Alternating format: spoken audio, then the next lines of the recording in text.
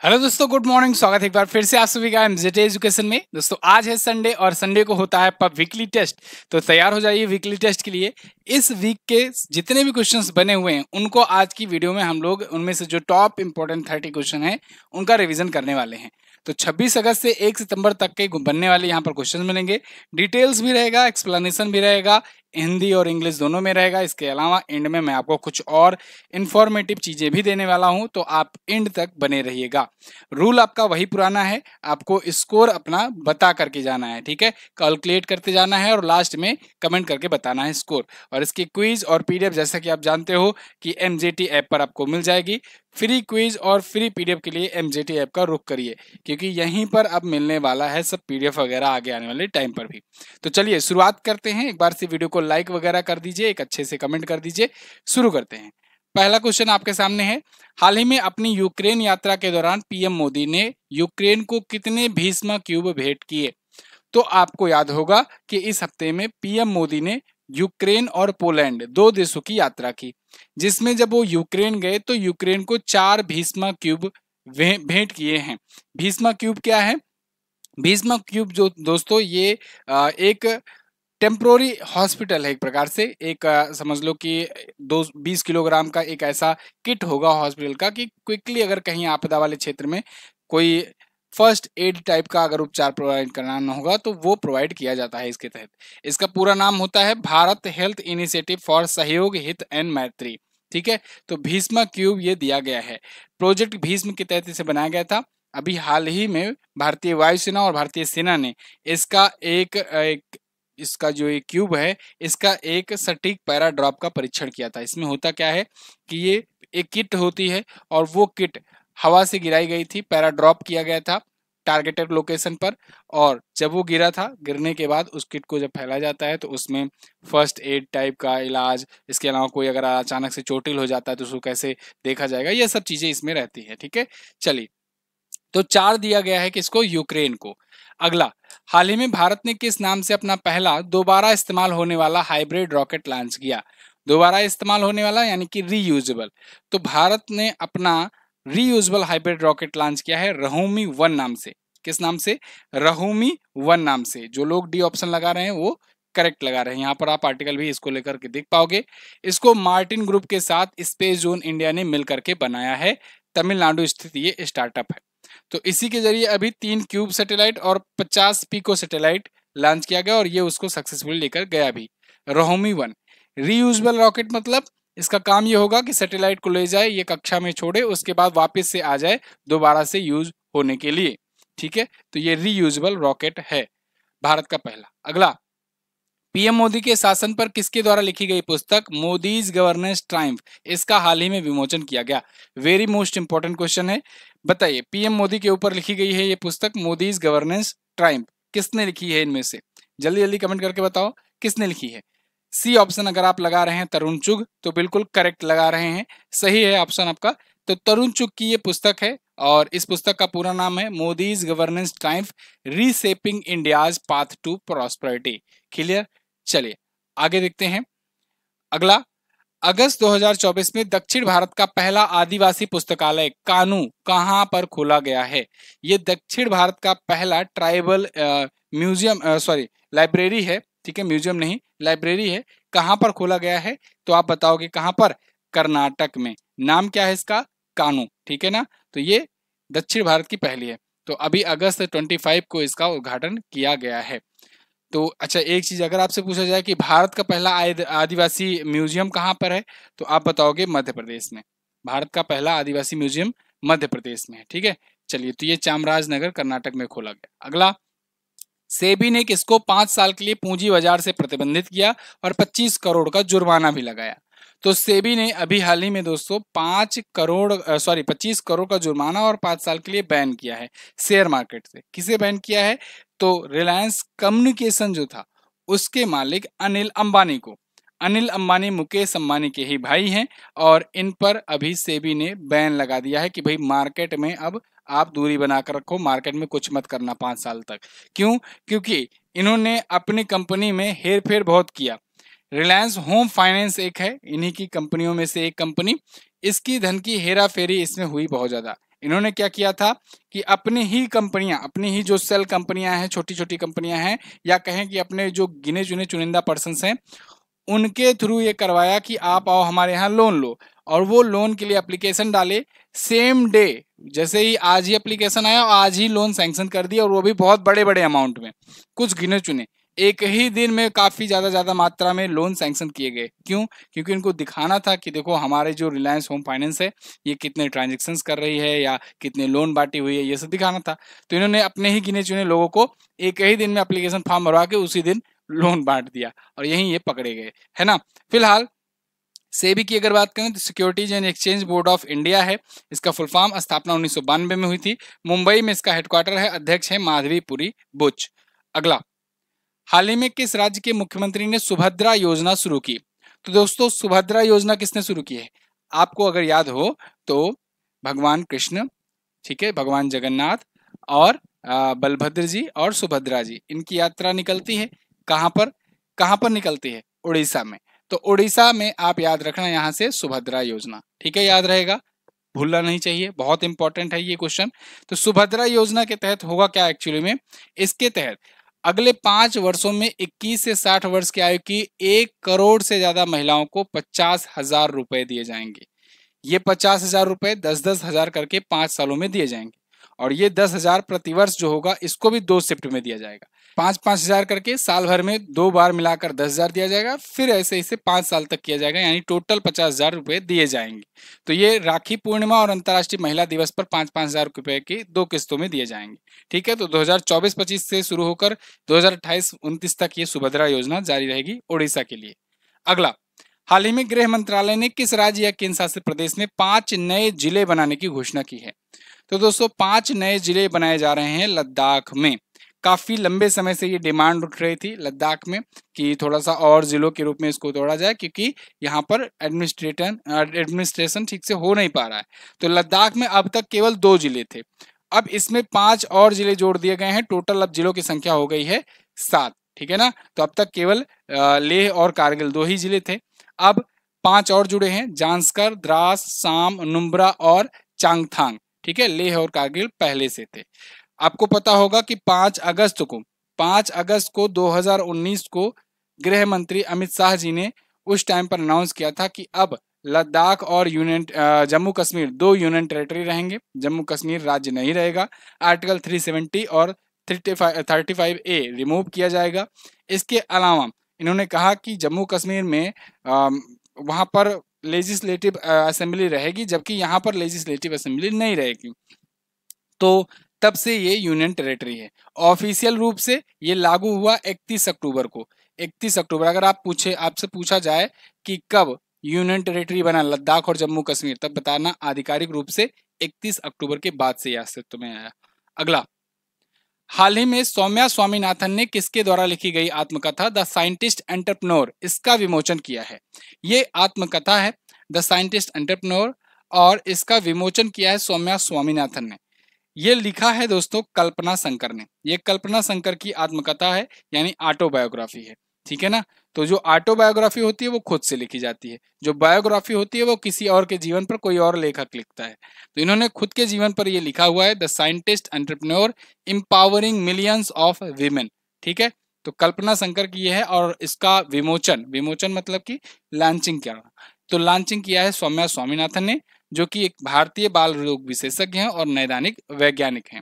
अच्छा, मैं ये आज की वीडियो थोड़ा सा डिटेल में ले जाने की कोशिश क्यों कर रहा हूँ, क्योंकि पिछले दिनों में कई सारे कमेंट्स आए, उसमें ये पता चला कि बहुत सारे लोग हैं जो केवल वीकली देखते हैं। तो केवल वीकली जो लोग देखते हो उनके लिए भी जिससे डिटेल चीज़ें पता लग पाए, क्योंकि देखो हवाई में पढ़ने का कोई फायदा नहीं है, डिटेल पढ़ोगे तभी हला भला होने वाला है, ठीक है ना। तो मन को आप शांत रखिए, डिटेल में आप देखिए, रिवीजन कीजिए और चीज़ें रिकॉल होंगी। जो लोग डेली देखते हैं उनके लिए भी चीज़ें रिकॉल हो रही हैं, और जो लोग केवल वीकली देखते हैं उनको भी पूरा चीज़ मिल रहा है। चलिए, हाल ही में प्रधानमंत्री मोदी ने किस राज्य में 11 लाख नई लखपति दीदियों को प्रमाण पत्र देकर सशक्त बनाया? तो पीएम मोदी जी अभी महाराष्ट्र दौरे पर थे, और महाराष्ट्र में उन्होंने देश भर की 11 लाख लखपति दीदियों को सर्टिफाइड किया। ध्यान रहे, महाराष्ट्र में 11 लाख देश भर की लखपति दीदियां, ऐसा नहीं केवल महाराष्ट्र की ये 11 लाख लखपति दीदियां हैं, ठीक है ना। लखपति दीदी योजना अगर आपको याद हो तो 15 अगस्त 2023 वाले भाषण में पीएम मोदी ने 3 योजनाओं की घोषणा की थी, ठीक है। एक था ड्रोन दीदी योजना, एक लखपति दीदी योजना था, और एक था दोस्तों विश्वकर्मा योजना, ठीक है। तो ये 3 योजनाओं की घोषणा की गई थी। इसमें लखपति दीदी योजना जो थी, इसके तहत जो सेल्फ हेल्पिंग ग्रुप्स होते हैं ना, स्वयं सहायता समूह, आपने सुना होगा सेल्फ हेल्पिंग ग्रुप्स, तो उनकी महिलाओं को सशक्त बनाने के लिए उनको सरकारें लोन देंगी इंटरेस्ट फ्री, ये योजना थी। और साथ ही साथ उनको मैन्युफैक्चर सेक्टर में इसके अलावा कुछ और अपना एंटरप्रेन्योरशिप कर सकें, वो ऐसे सेक्टर में बढ़ावा देने के लिए उनको लोन दिए जाते हैं। तो अब दिए गए थे, तो कुछ लखपति दीदियां कुछ ऐसी हुई जो अच्छे से उनका इनकम हुआ और वो वाकई में लखपति बन गई। तो ऐसी 11 लाख नई लखपति दीदियों को यहाँ पर सम्मानित किया गया, सर्टिफाइड किया गया। मतलब फिर से समझ लो मोटा मोटा, जो सेल्फ हेल्पिंग ग्रुप के सदस्य होती थी उनमें उनको पहले लोन बांटा गया, उन्होंने अपना बिजनेस अपना काम चलाया और वो बन गई लखपति। तो लखपति बन गई तो वो किस योजना में आ गई, लखपति दीदी वाली में आ गई। जब वो लखपति दीदी में आ गई तब उनको यहाँ सर्टिफाइड कर दिया गया। समझ में आई बात, यानी 11 लाख नई लखपति दीदी हो गई हैं। अगला, हाल ही में आयोजित एशियाई सर्फिंग चैंपियनशिप 2024 में भारत ने कौन सा पदक जीता है। तो एशियाई सर्फिंग चैंपियनशिप अभी हुआ और इसमें भारत ने जीत लिया सिल्वर मेडल यानी रजत पदक। आयोजन इसका मालदीव के थुलसुथु में हुआ था और इसे मरुहाबा कप के नाम से भी जाना जाता है। तो भारतीय टीम ने इसमें सिल्वर मेडल जीता है और एशियाई सर्फिंग चैंपियनशिप इसका नाम है। अगला, हाल ही में कौन सा राज्य अपने कर्मचारियों के लिए एकीकृत पेंशन योजना अपनाने वाला पहला राज्य बना। एकीकृत पेंशन योजना यानी कि यूनिफाइड पेंशन स्कीम, जो यूपीएस है, ठीक है, जिसकी चर्चाएं खूब जोरों पर रही इस हफ्ते। तो यूपीएस स्कीम जो केंद्र सरकार ने इंट्रोड्यूस किया, उसको अपने राज्य में लागू करने वाला, या कहें अपने राज्य में इन्होंने कहा है लागू तो अभी अगले वाले सत्र से ही होगी, केंद्र सरकार के द्वारा भी और राज्य सरकारों के द्वारा भी, लेकिन एक्सेप्ट करने वाला कि हाँ हम अपने यहाँ लागू करेंगे, सबसे पहला राज्य बन गया महाराष्ट्र। कौन, महाराष्ट्र, ठीक है ना। तो यहाँ पर आप आर्टिकल देख पाओगे, ahead of polls Maharashtra become the first state to approve unified pension scheme. अभी भी इस पर चर्चाएं चल रही हैं, मांग उठ रही है कि भाई ओपीएस की बहाली करो, ओल्ड पेंशन स्कीम को ही लागू कर दो। लेकिन फिलहाल के लिए अभी इस पर कोई और नया अपडेट नहीं है, फिलहाल के लिए तो यूपीएस ही आ चुका है, ठीक है। चलिए, इसके बारे में अगर आपको जानना है तो मैंने 2 वीडियो दी हुई है और 1 मिलियन पहुंचने वाली है और एक वीडियो भी अभी लाख वगैरह के आसपास क्रॉस की होगी। दोनों वीडियो के माध्यम से आपको तीनों में अंतर और यूपीएस है क्या सब समझ में आ जाएगा, देख लेना जाकर के। वित्तीय वर्ष 1 अप्रैल 2025 से लागू होगा ये। अगला, हाल ही में दूसरे भारतीय सिंगापुर मंत्री स्तरीय गोलमेज सम्मेलन का आयोजन कहां पर किया गया। तो ये सम्मेलन इस बार कहां पर हुआ, ये सम्मेलन इस बार हुआ सिंगापुर में, ठीक है ना। दूसरा second India Singapore ministerial round table kick off था, सिंगापुर में आयोजित हुआ 26 अगस्त को। पहला वाला हुआ था दोस्तों नई दिल्ली में 17 सितंबर 2022 को। अब की वाला 2024 को हो रहा है 26 अगस्त को और सिंगापुर में हो रहा है, ठीक है। भारत की तरफ से 4 मंत्री भी गए हुए थे, वित्त मंत्री अपनी, इसके अलावा विदेश मंत्री पीयूष गोयल जी और अश्वनी वैष्णव जी आईटी मंत्री। अगला, जेएलएल के ग्लोबल रियल एस्टेट पारदर्शिता सूचकांक में भारत कौन से स्थान पर है। ग्लोबल रियल एस्टेट पारदर्शिता सूचकांक, इसमें भारत आ गया है दोस्तों 31वें नंबर पर। किस स्थान पर, 31वें स्थान पर ग्लोबल रियल एस्टेट पारदर्शिता सूचकांक में। यहाँ पर आप आर्टिकल भी देख पाओगे इससे रिलेटेड। इसमें देखिए टॉप पर है ब्रिटेन, सेकंड पर फ्रांस, थर्ड पर है अमेरिका। भारत 2.44 के स्कोर के साथ 89 देशों में 31वें स्थान पर आया हुआ है global real estate transparency index में। जारीकर्ता पूछा जाएगा तो जेएलएल बताइएगा, जॉन्स लॉन्ग लासेले।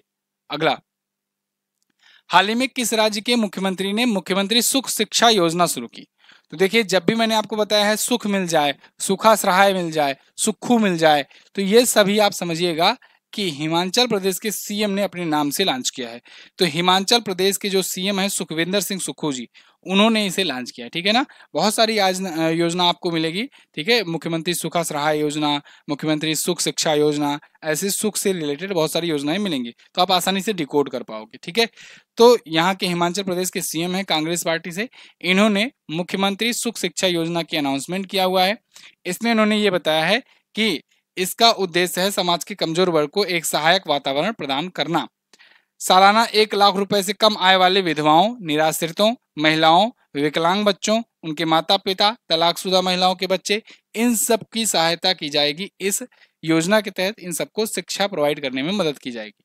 अगला, एशियाई महिला एकल अंडर 15 बैडमिंटन चैंपियनशिप के महिला एकल का खिताब किसने जीता? तो एशियाई महिला एकल अंडर 15 की महिला चैंपियनशिप की विजेता बन गए हैं तन्वी पत्री। तन्वी पत्री, ये दोस्तों यहाँ पर आपको दिख रही हैं, मात्र 14 वर्ष की इनकी एज है, 14 ईयर की इनकी एज है, और अंडर 15 की ये खिताब की विजेता बन गई हैं। ये वियतनाम की गुयेन थी हुयन को हराई हैं। ठीक है ना, तो चंगेदू चीन में आयोजन हुआ था, 25 अगस्त तक चला था, 20 से 25 अगस्त तक, उसमें इन्होंने जीता। ये मात्र और मात्र तीसरी भारतीय हैं ये खिताब जीतने वाली। ठीक है, चलिए अगला, इससे पहले 2 जो भारतीय हैं वो 2017 में सामियाना इमाद फारूकी, 2009 में तस्नीम मीर थी। अगला, एक और जरूरी बात, देखो अगर आप आरआरबी एनटीपीसी की तैयारी कर रहे हो तो अब तो वही वैकेंसी और बढ़ गई है। तो मैंने बताया भी था आपको कि बढ़ने के चांसेस हैं। अभी यही नहीं, अभी और भी वैकेंसियां बढ़ेंगी, जेई वाली भी बढ़ सकती है। ठीक है, क्यों? क्योंकि रेलवे के बाद स्केड्यूल ही नहीं बचा है। रेलवे के पास अनाउंस तो कर दिए हैं आनंद फानंद में वैकेंसियां, क्योंकि विरोध भी बहुत ज़्यादा हो रहा था, चुनाव भी मतलब चुनाव भी आ ही रहा था, तो अनाउंसमेंट तो कर दिए थे फटाफट से, लेकिन प्लानिंग बेहतर तरीके से नहीं कर पाए थे। और यही कारण हुआ कि यहाँ आकर के ये फंस गए। कैसा फंस गए? अभी इतने सारे एग्जाम्स लगे हैं बाकी सबके, तो इनको वेंडर ही उतना ढंग से नहीं मिल रहा है। तो ऐसे में ये एग्जाम भी आपका 2025 में जाएगा। ठीक है, मैंने लोको पायलट के बारे में बताया था एक बार कि ये सितंबर में और अगस्त में नहीं होने वाला है। बहुत सारे लोगों ने क्रिटिसाइज किया था उस वीडियो पे, कुछ लोगों ने ये कहा था अरे अगस्त में हो जाएगा हो जाएगा। भाई आज 1 सितंबर है, हुआ कुछ एएलपी में? आपके सामने मैं भी हूँ, आप भी हो। जो लोग भी कमेंट करके किए हुए थे, जा करके फिर से जाके पढ़ लो उसमें। ठीक है, मैंने आपको बताया था ना कि एलपी नहीं होना है अगस्त में, तो नहीं हुआ। ऐसे ही ये भी मैं कह रहा हूँ कि 2025 में पहले ये नहीं होना है, और अच्छा खासा टाइम मिल रहा है। ऐसे में आपको जीरो से तैयारी करनी होगी, जीरो से बिल्कुल शुरू हो जाओ। विज्ञान, करंट अफेयर, मैथमेटिक्स, रीजनिंग लेकर के भूगोल, इतिहास, सब कुछ आपको पढ़ाया जा रहा है अर्जुन बैच में। और अभी के लिए ये मात्र और मात्र आपको 399 में मिल रहा है। ये बैच आप ज्वाइन कीजिए, बहुत सारे लोगों ने ज्वाइन किया है, लगातार क्लासेस चल रही हैं, 3 क्लास पर डे इसमें हो रही है। ठीक है ना, मंडे से सैटरडे के बीच में। तो आप जो है इसको ज्वाइन कीजिए और बेहतरीन तरीके से अपनी तैयारी कीजिए। बाकी जिनको साइंस वगैरह पढ़ना है वो साइंस की ई बुक ले सकते हैं, और भी चीज़ें हमारे ले सकते हैं जा करके एमजीटी ऐप पर। और एएलपी वाले भी इंतजार करो। मैं समझ रहा हूँ कि आप इंतजार की घड़ी बहुत ज़्यादा हो गई है, बहुत दिनों से आप लंबे समय से तैयारी कर रहे हो, लेकिन जो रियलिटी होती है वो मैं बताता हूँ। मुझे ऐसा कोई फायदा तो है नहीं कि एग्जाम में लेट कराना चाहता हूँ, या फिर मैं सोचता हूँ कि लेट हो जाए मैं ये मना रहा हूँ, ऐसा तो कुछ है नहीं, मेरे तो बस में कुछ है नहीं। तो लेकिन जो रियलिटी है, जितना हम लोग रेलवे को जानते हैं, 7-8 सालों से पढ़ा रहे हैं, तो उतना मैं आपको अपना अनुभव शेयर करता हूँ। ठीक है ना, वही मैं बताता हूँ। तो इसीलिए जो चीज़ें कही जाए उसको थोड़ा सा ध्यान में रख करके तब फिर आप तैयारी करते रहिए। अभी टाइम लगेगा इसमें, ठीक है, क्योंकि अभी वेंडर खाली नहीं है। कहाँ करा देंगे भाई एग्जाम? हवा में कराएंगे? सिस्टम पर कराएंगे ना, सिस्टम खाली तो हो। अगला, राष्ट्रीय सुरक्षा समूह एनएसजी का महानिदेशक किसे नियुक्त किया गया? सीजीएल वाले और एनटीपीसी वाला पूरा छका के बैठे हुए हैं, कहाँ पर मिलेगी जगह? एनएसजी का महानिदेशक किसे नियुक्त किया गया? तो एनएसजी का महानिदेशक दोस्तों अभी किसे नियुक्त किया गया है? आप बताओगे, बी श्रीनिवासन को। ठीक है ना, नेशनल सिक्योरिटी गार्ड के देखिए यहाँ पर senior IPS officer B Srinivasan ये अपॉइंट किए गए हैं। पिछले दिनों में कई पैरामिलिट्री और इंटेलिजेंस एजेंसीज और जो एजेंसीज हैं भारत की, उनके नए नए महानिदेशक नियुक्त किए जा रहे हैं। इन पर एक मैं अलग से आपको वीडियो दूंगा जल्द ही। राष्ट्रीय सुरक्षा गार्ड की स्थापना 1984 में हुई थी और इसका हेडक्वार्टर नई दिल्ली में है। सीडीएससीओ ने भारत की किस कंपनी को एमपॉक्स आरटीपीसीआर टेस्ट किट के निर्माण को मंजूरी दे दी है? तो सीडीएससीओ ने अभी हाल ही में भारत की एक कंपनी है दोस्तों सीमेंस हेल्थिनियर्स को एमपॉक्स आरटीपीसीआर टेस्ट किट के निर्माण को मंजूरी दे दिया है। इन्होंने कहा है कि भैया होगा मंजूर। ठीक है, आप बना सकते हो RT-PCR टेस्ट किट, जिससे जो एमपॉक्स के जो मरीज होंगे या फिर जो सस्पेक्ट होंगे उनका टेस्टिंग किया जा सकेगा। तो केंद्रीय औषधि मानक नियंत्रण संगठन यानी कि CDSCO ने वडोदरा संयंत्र में इसको बनाने की मंजूरी दे दी है। WHO ने एमपॉक्स को ग्लोबल हेल्थ इमरजेंसी भी इसी महीने घोषित किया था। हाल ही में माउंट किलिमंजारो पर चढ़ने वाले सबसे कम उम्र के एशियाई व्यक्ति कौन बन गए हैं? माउंट किलिमंजारो, जो कि अफ्रीका की सबसे ऊंची चोटी है, इस पर चढ़ने वाले भारत के सबसे मतलब भारत के नहीं पूरे एशिया के सबसे कम उम्र के व्यक्ति बन गए हैं Tegbir Singh.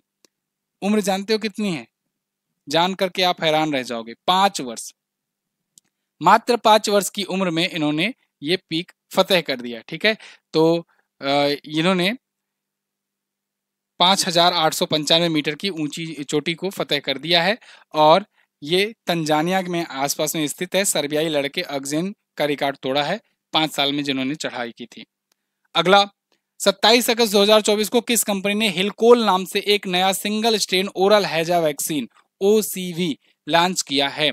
Oral cholera vaccine launch किया है।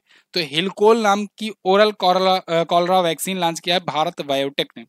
भारत बायोटेक आपको पता होगा, ये वही वाली कंपनी है जिसने कोविड के टाइम पर भी एक वैक्सीन बनाई थी भारत के लिए। ठीक है ना, हैदराबाद बेस्ड स्थित कंपनी है। कमेंट करके मुझे बताओ कि इसने कोविड के लिए कौन सी वैक्सीन बनाई थी। दूसरी वाली जो वैक्सीन थी कोविशील्ड, उसको बनाया था सीरम इंस्टीट्यूट ऑफ इंडिया ने, जो कि पुणे बेस्ड कंपनी है आधार पूना वाले की।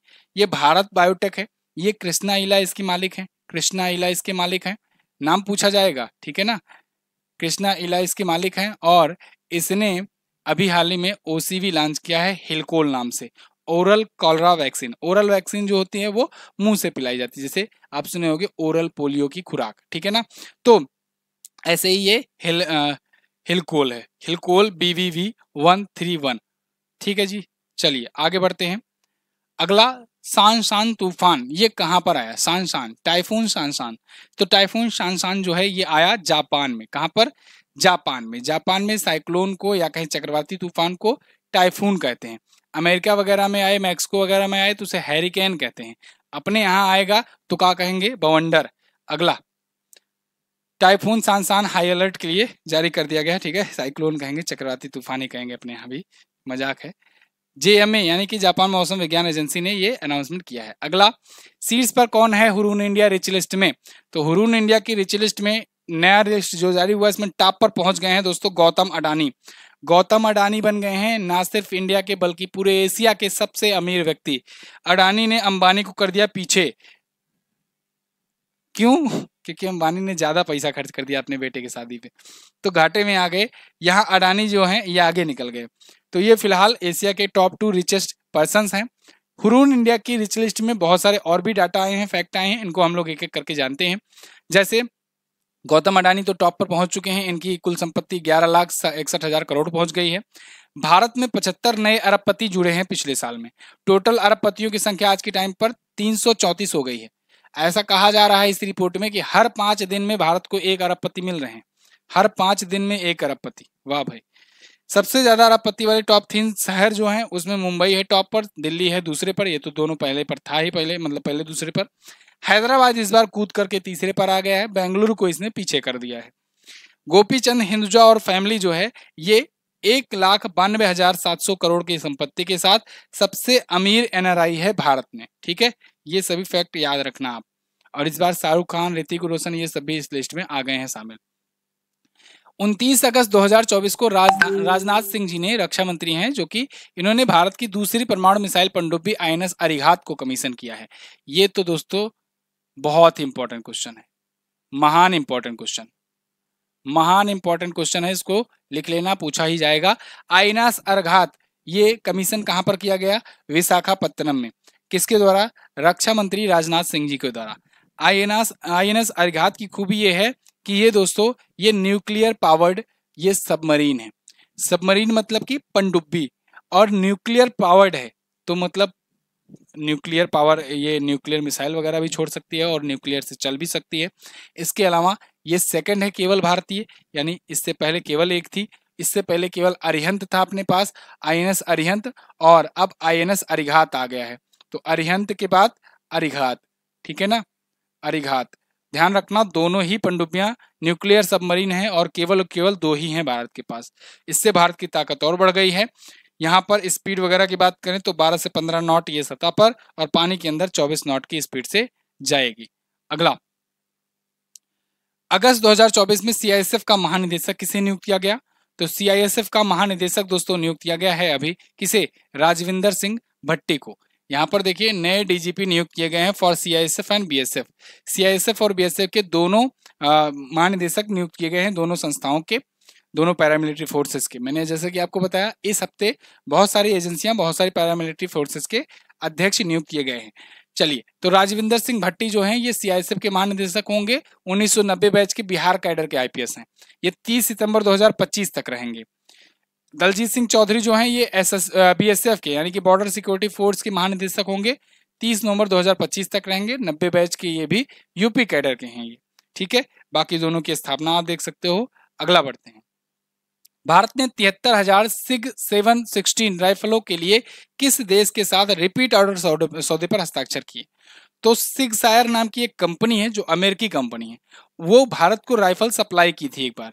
उसी से एक बार फिर से भारत ने 73,000 और राइफल के लिए ऑर्डर लगा दिया है। तो ये अमेरिकी कंपनी है सिगसायर, उससे 73,000 सिग 716 नाम की राइफल्स खरीदेगा भारत। तो ये रिपीट ऑर्डर लगाया गया है और ये रिपीट ऑर्डर इन्होंने कहा है कि इसके साथ में पूरा करो, हमें और ज्यादा राइफल्स की जरूरत है। 1,45,400 ऐसी राइफल्स जो हैं ये टोटल आएंगी, ठीक है ना, क्योंकि पहले भी इससे डील दी गई थी और अब ये भी एक और डील दी गई। इससे पहले 2019 में 72,400 राइफल के लिए इनको ऑर्डर दिया गया था।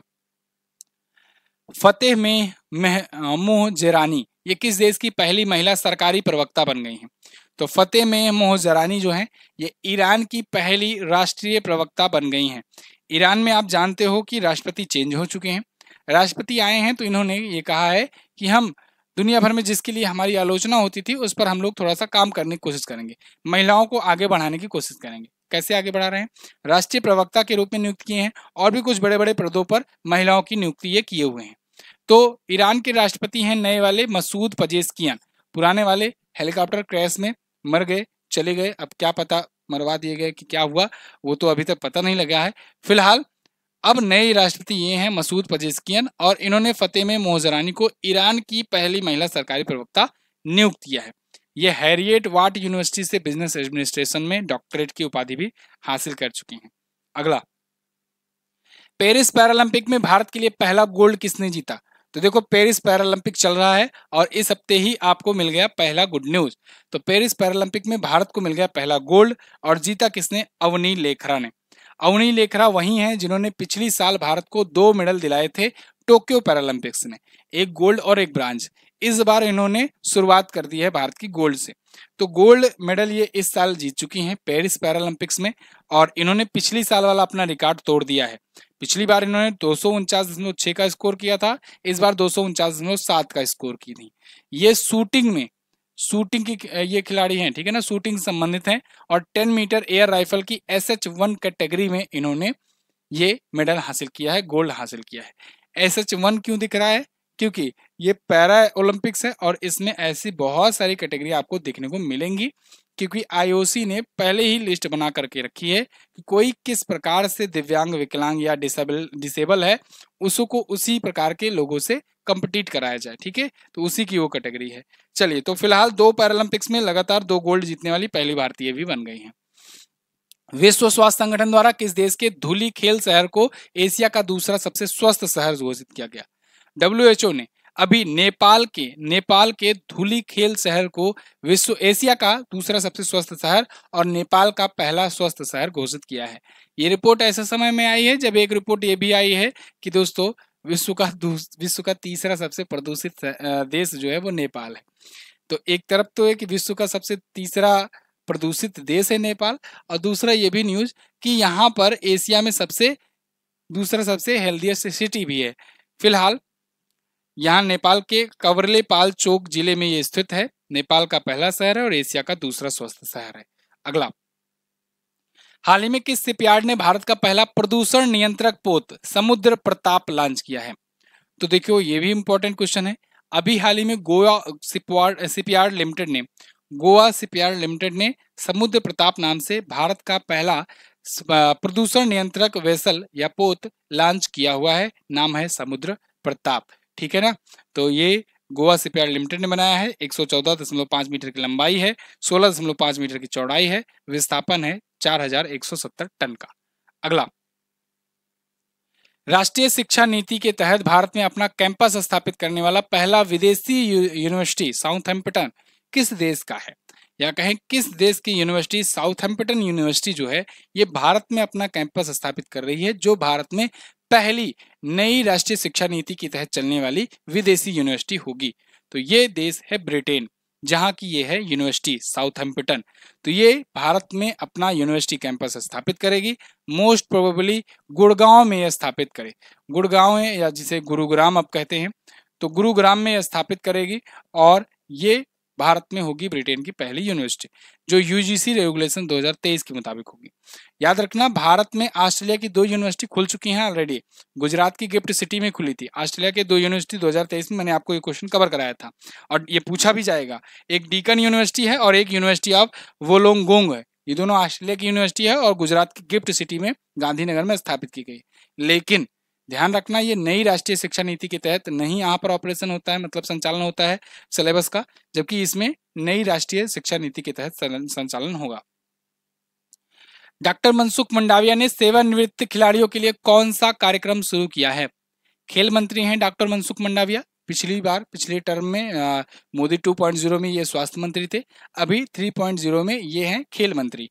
तो इन्होंने स्वास्थ्य खिलाड़ियों के लिए अभी रीसेट नाम सेवानिवृत्त खिलाड़ी, स्वास्थ्य नहीं, सेवानिवृत्त यानी कि रिटायर्ड खिलाड़ियों के लिए रीसेट नाम का कार्यक्रम या कहें प्रोग्राम शुरू किया है। रीसेट का मतलब होगा प्रोग्राम फॉर रिटायर्ड स्पॉन्सर्ड। ये रीसेट का मतलब यहाँ पर देख लीजिए, रिटायर्ड प्लेयर एम्पावरमेंट ट्रेनिंग, यानी सेवानिवृत्त खिलाड़ियों को सशक्तिकरण प्रशिक्षण। तो नई दिल्ली में राष्ट्रीय खेल दिवस मनाया गया 29 अगस्त को। तो इस दिवस पर ये इस प्रोग्राम को लॉन्च किए हैं, ठीक है ना, रिटायर्ड खिलाड़ियों के लिए। चलिए, तो ये थे टॉप 30 क्वेश्चंस। अब हम लोग, चूंकि ये महीना भी बीत गया है, तो अब हम लोग अगस्त महीने के जितने भी दिवस हैं उनका रिवीजन कर लेंगे फटाफट से, फिर आगे बढ़ेंगे और भी चीजें आपको देंगे। 1 अगस्त को विश्व फेफड़े का कैंसर दिवस मनाया गया। 1 से 7 अगस्त को दोस्तों विश्व स्तनपान सप्ताह मनाया गया। 1 अगस्त को ही वर्ल्ड वाइड वेब दिवस यानी कि WWW डे मनाया गया। 1 अगस्त को राष्ट्रीय पर्वतारोहण दिवस भी मनाया गया। 3 अगस्त को भारतीय अंगदान दिवस मनाया गया और 13 अगस्त को अंतर्राष्ट्रीय अंगदान दिवस मनाया जाता है, ठीक है ना। 6 अगस्त को हिरोशिमा डे। 7 अगस्त राष्ट्रीय भाला फेंक दिवस। 7 अगस्त को राष्ट्रीय हथकरघा दिवस। 8 अगस्त को भारत छोड़ो आंदोलन दिवस। 9 अगस्त को अंतर्राष्ट्रीय आदिवासी दिवस। 9 अगस्त को नागासाकी दिवस। 10 अगस्त को विश्व जैव ईंधन दिवस। 10 अगस्त को विश्व शेर दिवस मनाया गया। इसके अलावा 12 अगस्त को अंतर्राष्ट्रीय युवा दिवस और विश्व हाथी दिवस मनाया गया।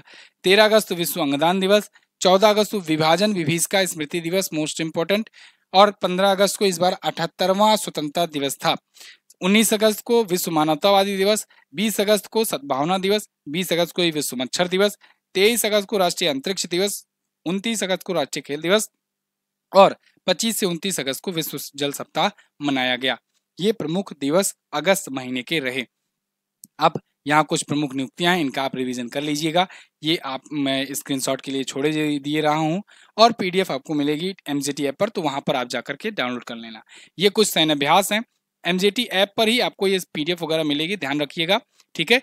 तो ये सैन्य अभ्यास भी रिवीजन कर लीजिए। इसके अलावा ये प्रमुख निधन है, इनको भी आप रिकॉल कर लीजिए, चर्चित व्यक्तियों के निधन है। यहाँ से क्वेश्चंस आपके सबके डायरेक्टली देखने को मिलेंगे। This is the end of the video, ठीक है। प्रमुख ऐप और पोर्टल वाला भी पेज ले लो। ये सब पेज मैं इसलिए लगाया रहता हूँ जिससे आप अच्छे से रिवीजन कर सको और पीडीएफ में ये सारी चीजें आपको मिलती ही हैं। तो पीडीएफ एमजेटी ऐप पर आपको मिल जाएगी, ध्यान रहे।